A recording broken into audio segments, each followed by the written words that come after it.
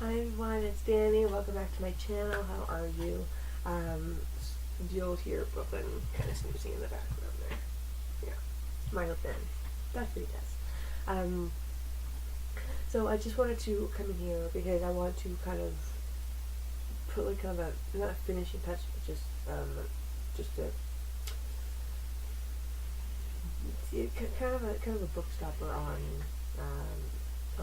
my miscarriage, and I want to explain how, like, what my experience was, because I want to talk to you guys and I want to be real with you guys, and I want you to understand exactly how I was feeling, and just this isn't a comparison to anything. It's just this is just me. This is my story, and it's going to be part of my story for future for my family in the future, for us to move forward, and it's always gonna be a part of me. So I want to talk about it.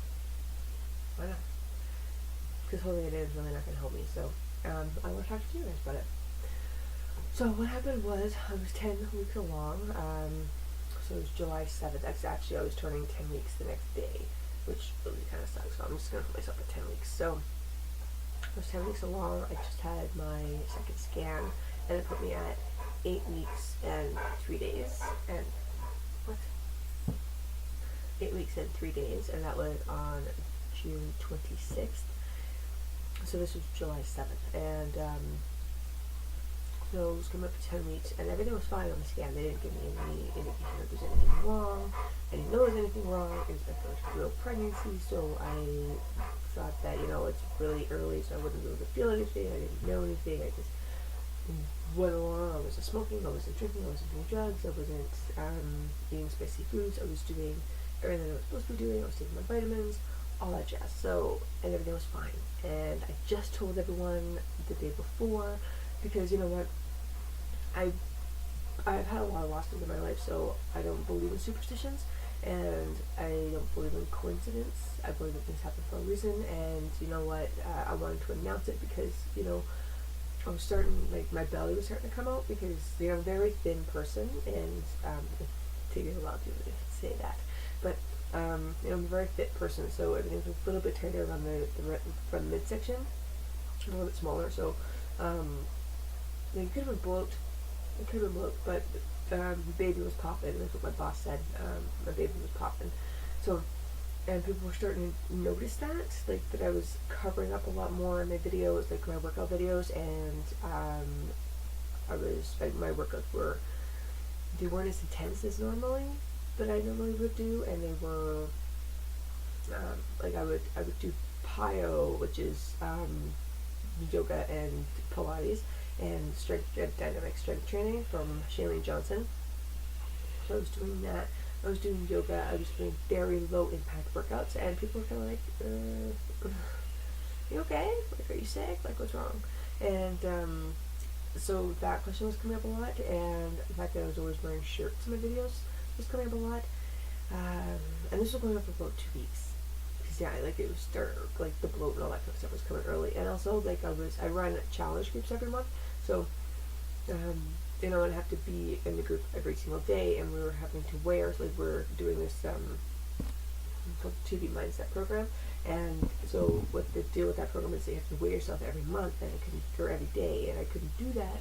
I could do that, but it was just like my weight wasn't going down, it was going up, and I had to explain that. And anyway, so long story short, and I commented in a couple of things, like a couple of pregnancy blogs, and for people that would never, ever see it. Turned out some people saw it, so they're like, "What? What is this? Is this real?" I'm like, shit. And then Dave was telling me that he told so-and-so that we walked in the store. I'm like, So, long story short, we had to tell, long story boring, we had to tell our closest friends, and just make sure that there was a couple that knew before everyone else did, because we were very at the end of it. And then that Friday, July 6th, I had to tell them. So I made this big post, and it was beautiful and loving, and we got so much outpour from it, and so much support, and it was just amazing. It was incredible. I'm like, this is real now. This is so real. This is happening. And then July 7th happened, and I was still excited. I was going to my company's quarterly event, my Beachbody event. It's called Super Saturday, and I was dressed. I had my pigtails in. I looked cute, and but when I got there, I got big hugs from the council, and everything was really happy. And I sneezed a little, I sneezed a lot when I was I was getting really stepped up. Like when you're pregnant, your nasal passages clear up because you got so much blood flow going on, right? So I was so plugged up on my way there, and I put in some Tristan, and that's how I do things because I don't like being stepped up at all. So no one does, but so I ended up sneezing a lot in the car, which is normal, really normal. After teacher examination, sneeze, and then I got there, everything was cool, and then I was talking to someone just in the audience, and then the presentation started. The MC went off for about 5 minutes, 5 whole minutes. I was pretty looking forward to this event. 5 whole minutes, and then I just started feeling cramps. And I was used to the cramps of the ligament stretching, the uterine cramps, all that kind of stuff. Totally used to that. I'm like, okay. But this was different. This wasn't a period cramp. This wasn't my ligament stretching. It wasn't that. It was just kind of, and it wasn't centered into one spot. It was kind of just all in the middle. And it just, I kind of watched it. I was like, okay, this is a little uncomfortable. Just kind of pay attention, because you pay attention to a lot of things. Like when you're pregnant, you pay attention to a lot of things. So you're very in tune with your body. So when I was sitting there, I was just like, okay. So I was just paying attention. I tried to pay attention as much as I could. And then it just became a little bit more regular, a little bit more intense. So it just wasn't going away, because usually if I stretch or do stuff like that, it goes away. Like a couple minutes, it goes away. It wasn't going away. So then I leaned forward, and then it still wasn't going away. I'm like, well, maybe I just have to take a really big poop. This happened before, where I'm really, really crampy and feeling a little backed up. So I was going to the bathroom. So I just told the girl I was going to the bathroom, just in case she was looking for me or something. She knew where I was. Because it's always good for people to know where you are. It really is, in case something happens. So I grabbed my phone, went to the bathroom, and I sat there.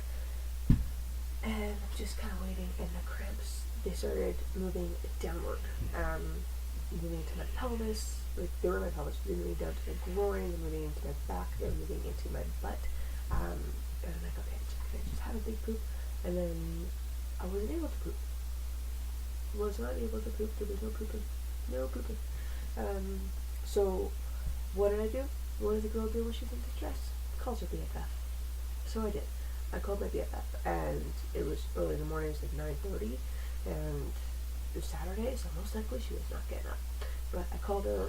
She didn't answer. I called her again. She finally picked up. She's like, hello. I'm like, okay, I need to talk to you right now. Like, I'm sitting on the toilet. I don't know what's going on. I've got really bad cramps going on. It won't go away. I'm so I was actually holding myself up, on the toilet. I was kind of holding myself up and doing this and doing that. I was just so uncomfortable. This isn't right. This is something not normal. This is not period cramps. This what would it be? Because I'm pregnant, but it's not period cramps. It's not pregnancy cramps. I don't know what the hell this is, and I was getting scared because in the back of my mind, I knew what other option I had, and I didn't want to go there. And so when I called her, I'm like, this is, I don't know what this is. I just, when, she said you're pregnant, I'm like, did you have period cramps? Or did you have cramps? Is this normal? And she was like, it seems normal. It's just, hold on a second. So she was Googling, and then, so I got the phone with her, and I Googled, and then she was texting me. She was, okay, well, she gives me this big, she was like, these are the cramps it could be, and I'm like, okay, maybe this is it. And I was like, okay, and then I texted Dave, and I'm like, hey, I'm just having some uncomfortable cramps, whatever, and everything should be fine. Just letting him know, he's the father, he's the husband, let him know. I don't freak out. And then he was telling me that he went to work. He had to go to work because the girl, she got sick or whatever, and she couldn't go in, so he had to go open up one of our stores. So, like, okay, no, nothing, everything's cool.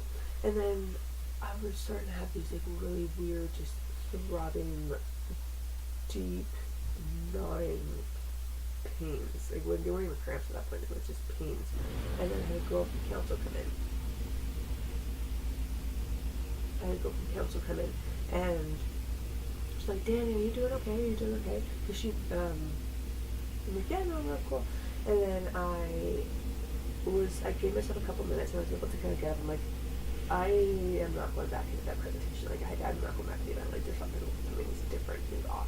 So, I picked up pulled up my pants, laid myself down, and then I went back into the room, grabbed all my stuff, and then, the girl from the council kind of looks at me. She's like, are you okay? I'm like, no. Walk out, and then I just kind of dropped everything, and then leaned forward, and it was just like this mind-numbing cramp. It was just so uncomfortable. Like, I couldn't even keep my feet. Like, my feet were kind of lopsided. I'm lifting up, and I'm just like, gosh. She's like, okay, are you drinking water? Because she has 3 kids. She just had her baby about a year ago. So she's trying to help me through this, and I'm just going to go to the bathroom and then call my girlfriend and see what's going on. She's like, okay, good. And she kept checking up on me. So then I called my doctor.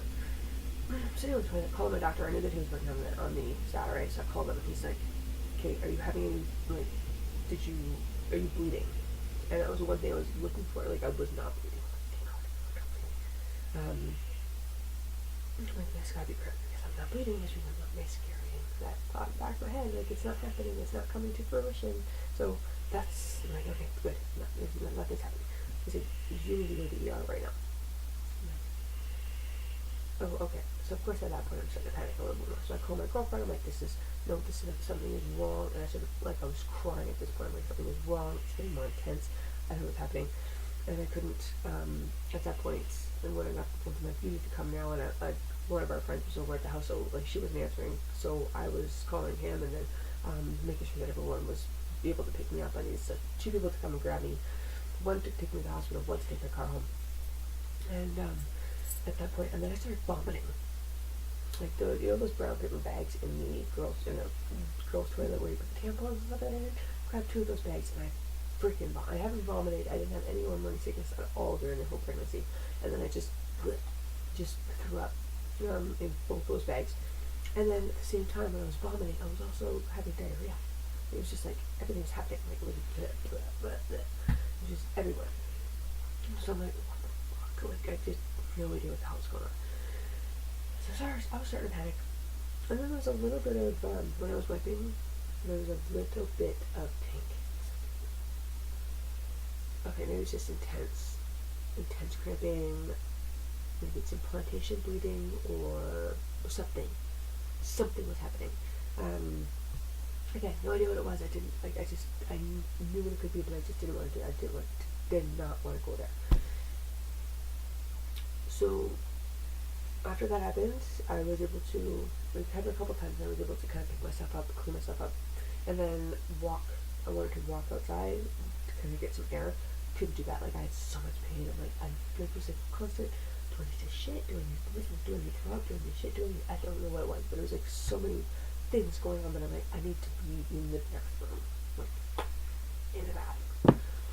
So I went to another toilet. It was closest. I didn't go to the back one. I went to the closest one because that's all I had time for. Because I know, like, I felt like something was happening. I'm like, I just need to be on the toilet because I don't know what's gonna happen. So I went to the first toilet. I was able to sit there, and I was reading that if you put yourself in different positions, then it might relieve the pain. I'm like, okay. So I sat back and put my legs up like this, and I felt good. I think it felt better. So I'm like, okay, maybe if I put myself in a fetal position, it might feel better. And then I had enough room on the floor, so I laid down on the floor, and because it was cooler, and I was also sweating. Like, guys, I was just like, fermenting. Just sweat. I was dripping. I was hot. I think it's because later I learned my body was going into shock. Yeah. So, got on the floor. This is when I knew. I got on the floor, put myself in the fetal position. At first it felt okay, and then I felt this and this is the only way I can explain it. I felt this kind of detach, like I felt this, and it was like a let down, like something that I just kind of twisted and detached, and I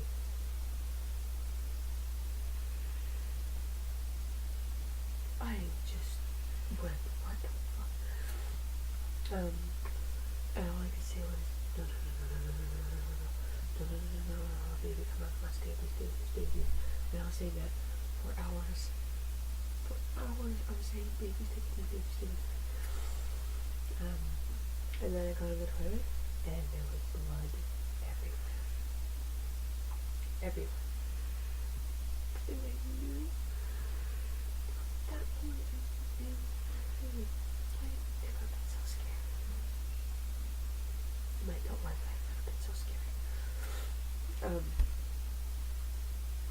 So my girlfriend finally got there. She screamed at me. She was, Daddy.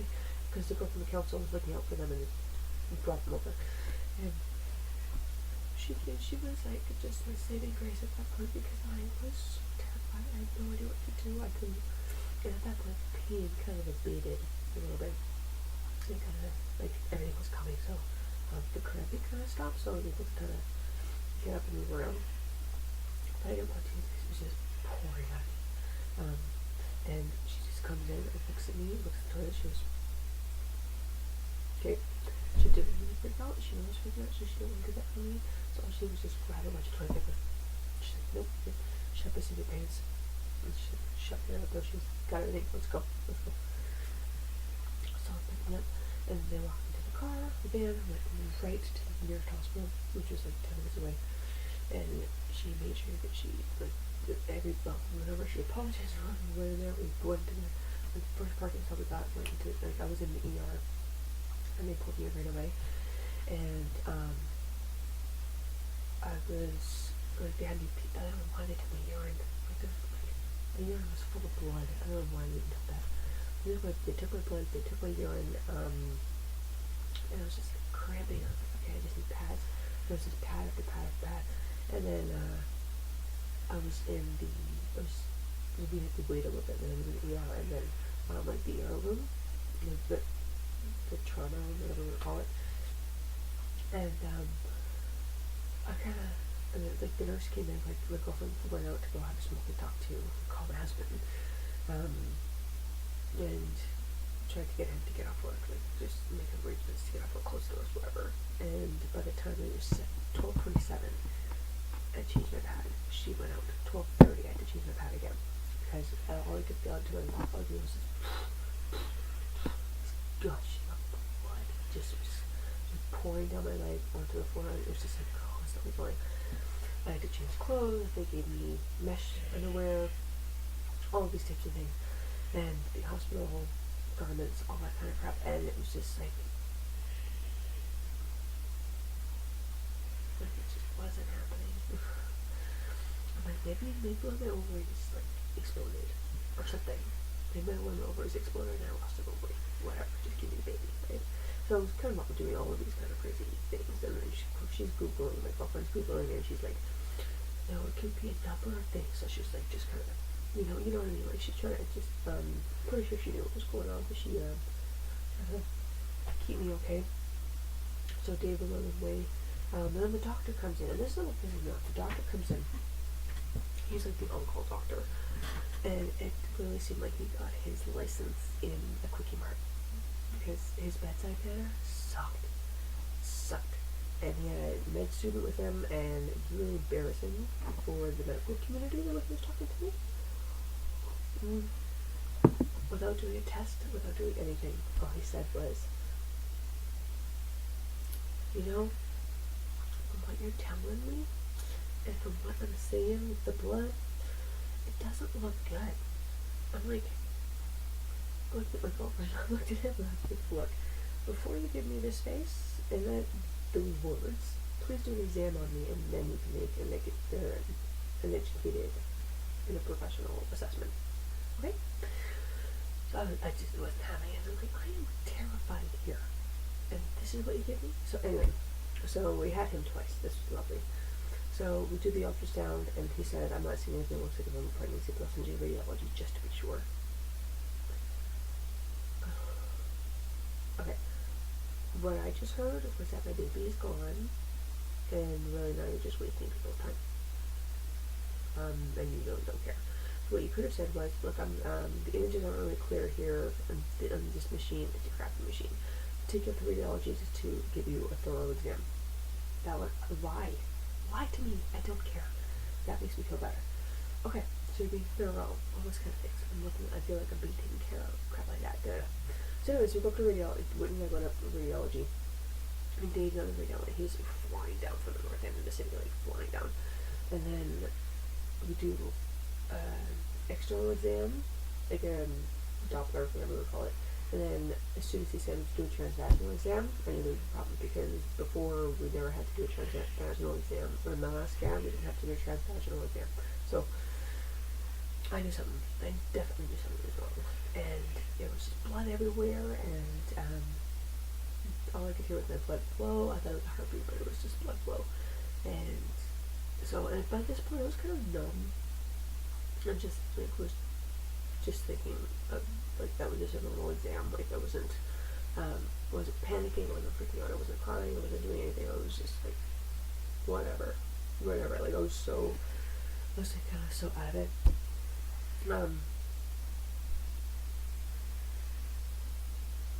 Sorry. Anyway, so Dave shoots in, like, he just barges in the door. He's like in a panic state, like scared out of his mind, panicked, worried for me, and rightfully so, right? And he's scared for himself, like it's just our baby, right? And our miracle baby is no longer here. And at this point, I knew that, like I knew that, and he didn't. So he comes in, I'm comforting him, like I felt like I was comforting him, because he was like just so, sorry, I guess I'm in my. He was just so scared, so I thought I was comforting him. So they rolled me back into the ER, and then we're told that we go to this ER results waiting room. And I was like, well, that's not really private. That's like, it's gross. It's not fair. So anyway, the doctor pulls us to the side, pulls a curtain for our privacy. It says, the same stupid doctor says, I'm sorry. The pregnancy's over. I'm sorry. This pregnancy is no longer viable. I'm sorry. This miscarriage. You've lost the pregnancy. Or something to that effect. And all I did was kind of sit there. I just kind of doze off. Like I was like, okay. Really? Like, let's just say, okay. And Dave, when he heard that, he was holding everything, and he just dropped everything. He was so shocked that he just dropped everything. And then he was freaking out, like, take that shit out of her arms, and just pissed off, and he's trying to get, like, all the information, and then, like, they want to send me to the emergency PNC, or like, the emergency care for women with miscarriages, all those kind of things. And then I just didn't care. Didn't care. So anyway, so we head home, and both of them, like, they're sitting there, like, they're grabbing pads from every single bathroom, and they're shoving them into my purse, and their purse, or her purse, and bags, and, like, I'm, like, I got 2 pads in, I'm still, like, it's flowing out of me, and then, all day I was just numb, so I ended up having a few cigarettes, a few drinks, and I just sat there and I leaked through everything that I was wearing. Just leaked through everything. Couldn't stop it. It was just a constant reminder. I couldn't lie down. I couldn't stand up. I couldn't sit down. It was just so uncomfortable. And then I was so exhausted. All day. And then when I went to sleep, I kind of just fell asleep and just passed out. And then again I was numb. And then I woke up the next morning. And then I was wearing the same clothes, and I remember why I was wearing those clothes. And it was horrible. Because I felt like I was still in a bad dream. Very bad dream.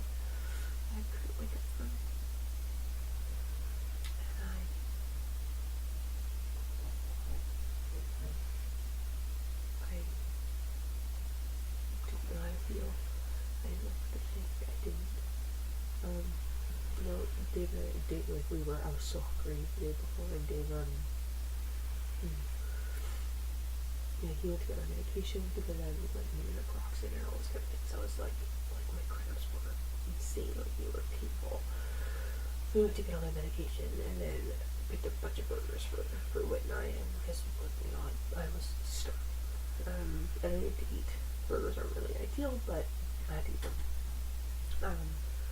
And then, since we took some cards and he was going home, Whit tells him, she goes, okay, if you're going ahead of her, put those, get those sonograph pictures away, like ultrasound pictures, get them out of there, get the books out of there, get her clothes out of there, get her,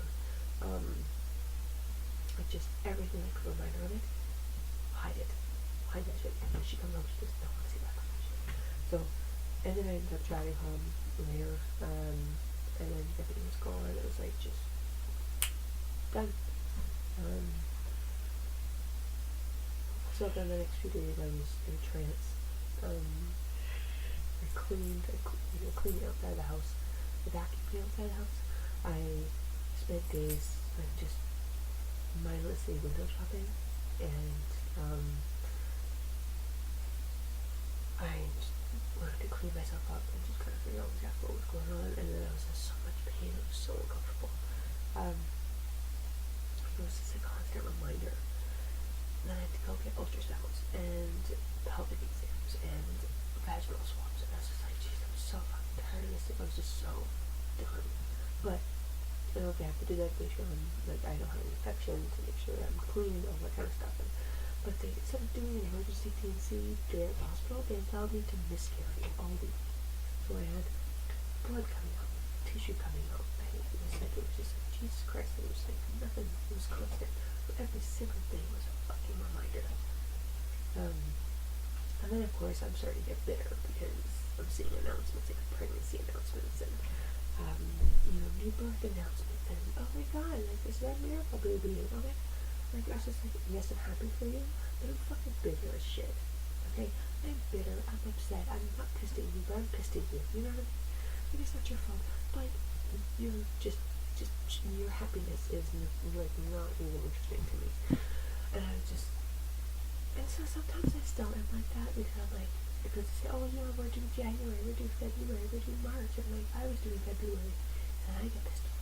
So I'm just, I'm over that now. I'm over that negativity now, but it's just, I was in such emotional despair because I didn't know what to do. I didn't know how to feel. And there's no rhyme or reason for me in it. And then I was not able to, but I went into work for a little bit on the Wednesday, and then I had to go to the hospital that afternoon, and then I went for a little bit on Thursday, and then Friday, and I just couldn't do it. My boss was like, why are you here? Like, you cannot be here. You should not be here. I'm amazed you're out of bed right now. So I did go back to work a little too soon, but it's not really secure, and we're doing a lot of reorganization right now. It's not really secure, so I was starting to freak out about that. And something I really should be thinking about when I've just lost my baby, but I need to have a job. I need to have a job. They're not phasing me out anymore for mat leave, so yeah, I need to secure my position. So anyway, that is the main story of my miscarriage and how I felt and what it was like, and I would never wish that upon anybody. And for those again who've gone through multiples, I'm so sorry that I couldn't imagine. I can't imagine doing that more than once. Going through that once, and I understand that's not anything that's in our control, but I hope that I just really hope it never happens again. And I know that, and I'm very fearful of it happening again, but I'm being very careful and just making sure that I'm taking all of my vitamins, as in forward planning for the future. Like I'm still taking my prenatals, I'm still eating healthy, I'm still not really drinking, yes, I've had a few cigarettes, I'm not smoking anymore. I'm just making sure that I'm okay for like a preemptive strike for when it happens, so we get pregnant again.